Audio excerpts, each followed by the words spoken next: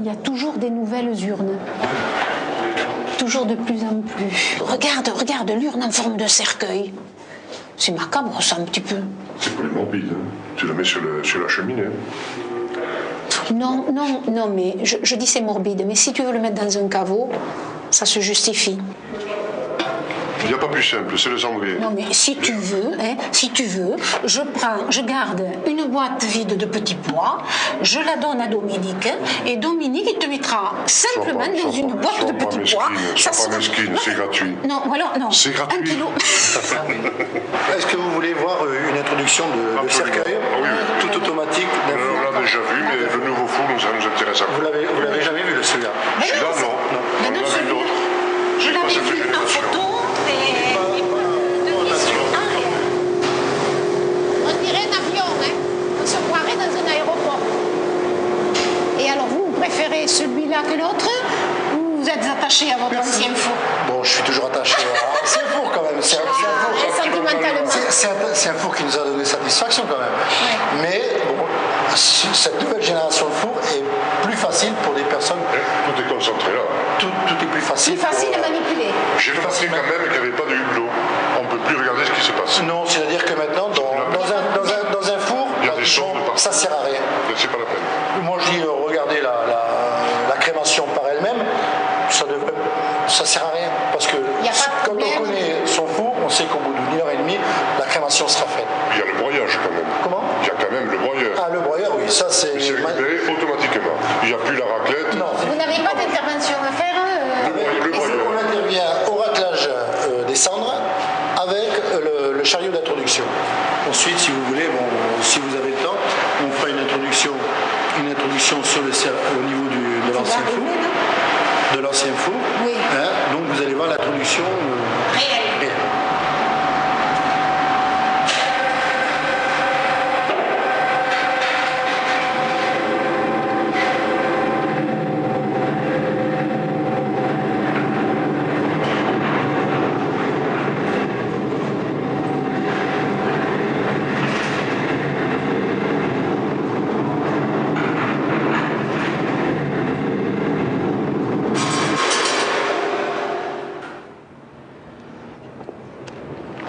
Les cendres posées comme ça.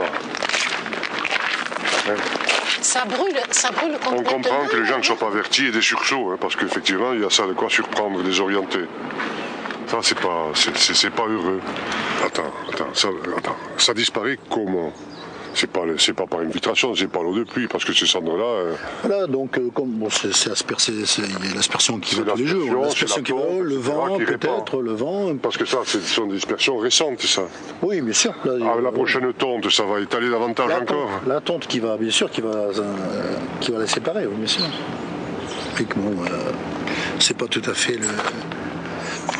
Moi je disais tout à l'heure que ça, j'ai l'impression que ce sont des gens qui tremblotent, qui se trouvent devant les cendres et qui ne savent pas les répandre. Il y a des crématoriums, j'ai entendu parler, ils font des tas. Ils font carrément le tas. Des tas. On personnalise, le petit tas. Voilà. Et l'État reste en permanence bien comme sûr, ça? Bien sûr. L'État, c'est moi. Tu viendras me la sors pas celle-là. Là, il y a des crématoriums, ils font des petits tas. Donc, qui n'est pas trop joli non plus. Oui, on trouve tout, en fait. On trouve tout.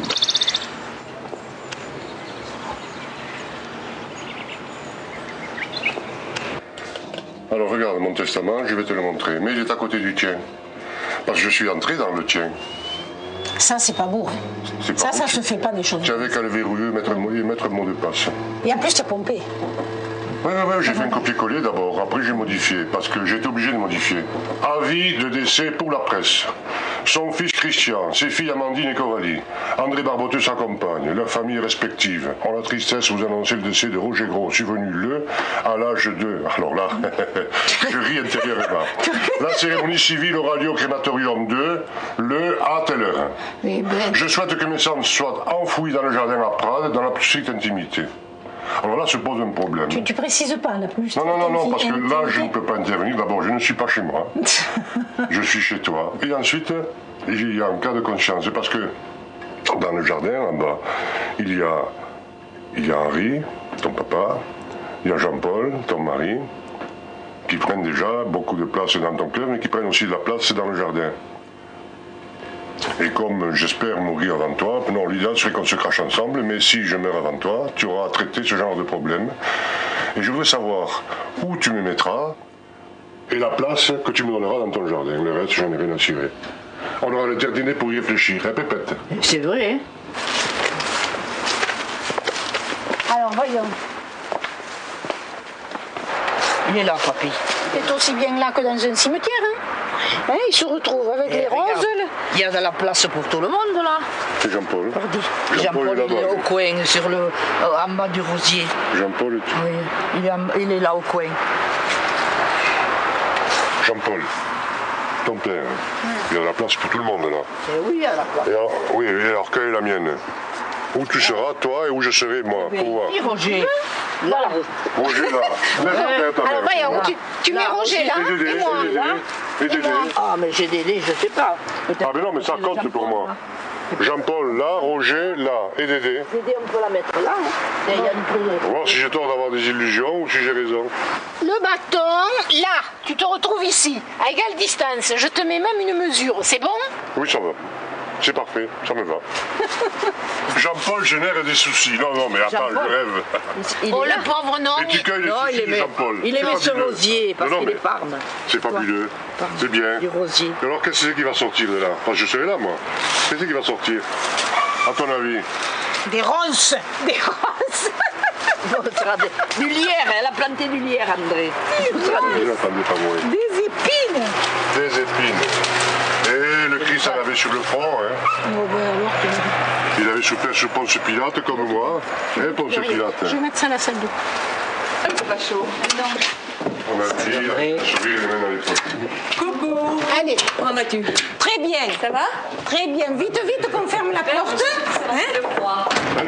Salut Roger, je t'embrasse. C'est vrai que j'ai toujours envie de parler de l'incinération, de la crémation, parce que ça me semble aller de soi. Je ne veux pas comprendre qu'on soit humaniste et qu'on envisage l'inhumation. Mais je ne suis pas contre la crémation, je te le dis. C'est uniquement pour moi, mais c'est certainement des trucs archaïques, c'est quelque chose qui fait partie de l'inconscient collectif, je sais pas. Tu sais, il y a un proverbe hindou qui dit « Le sage se préoccupe de sa mort, de son vivant ».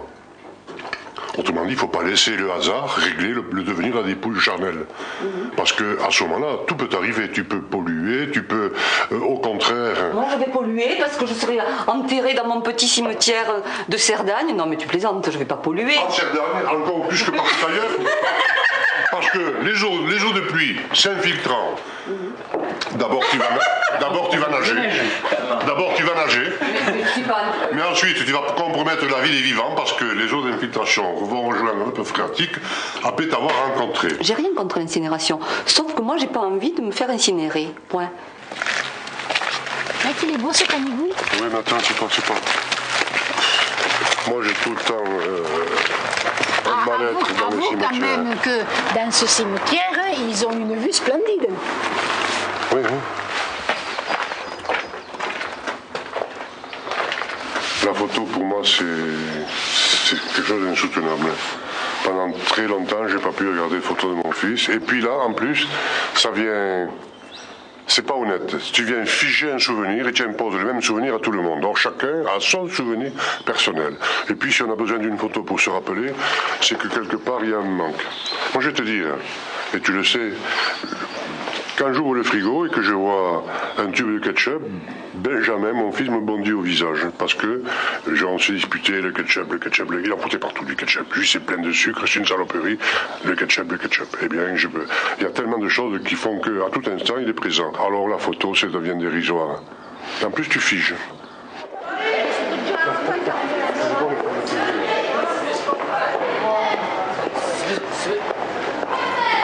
Vous voulez savoir comment ça se passe de A à Z? Voilà, ce n'est pas des plans. Oui, eh bien on y va. Ce qui se passe. Eh bien, la dernière génération de four est un énorme cylindre. Et il y a une chaleur tournante, une énorme turbine, et la chaleur tournante. On arrive à 1200, 1300 degrés. Votre four, à vous, mesdames, c'est 275 degrés maximum. Et 275 degrés, votre poulet, il ne fait pas long feu. À 1200 degrés, les choses se passent très rapidement. À partir de là, que va-t-il se passer? Il va falloir 10 minutes à peu près pour que le cercueil se désagrège, tombe en cendres. Maintenant, nous avons le corps. Il y a une immense lueur rosée, rouge rosée, qui enveloppe tout le corps, comme un halo. Et curieusement, on voit le squelette en transparence, en blanc, comme les anciennes lampes avec filament. On voyait la lueur et le filament. Voilà grosso modo ce qu'on voit, et c'est rosé. Un peu comme une radio en couleur. Hein, on voit l'intérieur du corps. Une radiographie du corps, mais avec une auréole rouge au lieu du noir et blanc. Et puis maintenant, ça va demander quasiment 3/4 d'heure pour qu'il y ait carbonisation. Nous avons maintenant, par conséquent, des eaux calcinées, des eaux carbonisées. Mais oui, Louise, c'est encore des eaux. Et là, nous arrivons à un moment que certains jugent difficile à imaginer. Là, automatiquement, la lame va pousser tous les eaux carbonisées dans une trémie, et un pulvérisateur se met en route et les cendres sortent. Alors il y a des bruits qui courent, on dit, au moment où le corps entre dans le four, il lévite. Non, pas plus que votre poulet dans votre four, il ne bouge pas. On dit la tête explose, c'est faux, c'est faux. Rien ne se passe en dehors de ce que je vous ai dit. J'ai reçu d'un de nos adhérents cet article de journal. Cet article de journal où il y a un sculpteur qui récupère les cendres, qui les mêle à je ne sais trop quelle colle, je ne sais trop quel enduit. J'en sais rien, et il fait de magnifiques statues, on dirait de l'albâtre, des petits angelots, magnifiques. Et alors, il le fait même pour les animaux. Nous avons une dame que nous connaissons qui a souhaité être un sablier. Donc elle sera dans 2 ampoules en verre, paf, 3 minutes, un œuf coq, paf, encore un œuf.